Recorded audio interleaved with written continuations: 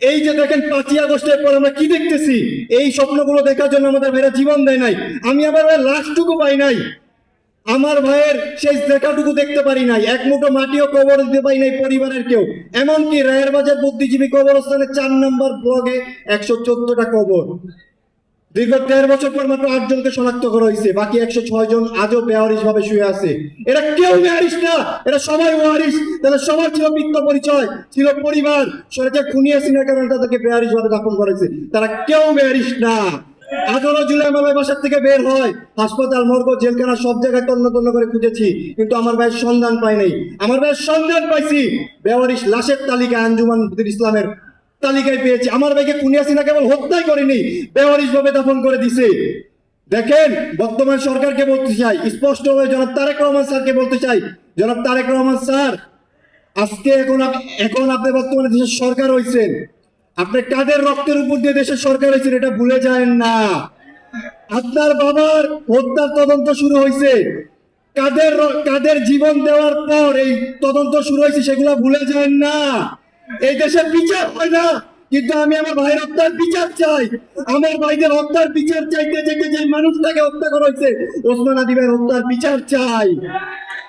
স্পষ্ট কথা, জুলাই সনদ বাস্তবায়ন করেন যত দ্রুত সম্ভব জনাব তারেক রহমান স্যার। আর জনাব তারেক রহমান স্যার, বৈষম্য করেন না, ক্ষমতা কারো চিরস্থায়ী না। হাসিনা বলে গিয়েছিল 41 সাল পর্যন্ত সে ক্ষমতায় থাকবে, সে কি ক্ষমতায় আছে? জনাব তারেক রহমান স্যারকে বলবো এবং বিরোধী দলের রাজনীতি দলদেরকে বলবো, আপনারা নোংরা রাজনীতি বন্ধ করেন। আমি এই বাংলাদেশের রাজনীতি ঘৃণা করি। এই বাংলাদেশের রাজনীতি এমপির ছেলে মরে না, মন্ত্রীর ছেলে মরে না, মরে সাধারণ দলের ছেলেরা। আর তারপরে তাদের পরিবার, তারা যারা ঘুরে বিচারের জন্য, যার প্রমাণ আমরা, যার প্রমাণ শহীদ পরিবার, যার প্রমাণ এখানে আহত যারা আছে তারা। যত দ্রুত সম্ভব তারেক রহমান স্যার জুলাই সনদ বাস্তবায়ন করেন, যত দ্রুত সম্ভব আমাদের বাইরে হত্যার বিচার নিশ্চিত করেন। যদি বিচার নিশ্চিত করতে না পারেন, তাহলে আপনার যে আদালত, আপনার যে আইন, এগুলো বন্ধ করেন। লাগবে না আমাদের ট্রাইব্যুনাল, লাগবে না আমাদের আদালত, আমাদের বিচার আমরাই করে ছাড়বো। যেহেতু আপনারা বিচার করবেন না, উপরে একজন আছে আল্লাহ, আল্লাহ ছাড় দেয়, ছেড়ে দেয় না। আমি বর্তমান সরকার না, বর্তমান সরকার সকল বিরোধী দলদের শুদ্ধ বলছি, আওয়ামী লীগ বাদে। দেখেন, আপনারা যে নোংরা রাজনীতি শুরু করছেন, এসব বন্ধ করেন। এইসব নোংরা রাজনীতির জন্য আমাদের জীবন দেয় নাই, আমাদের বৈষম্য মুক্ত করার জন্য জীবন দিছে।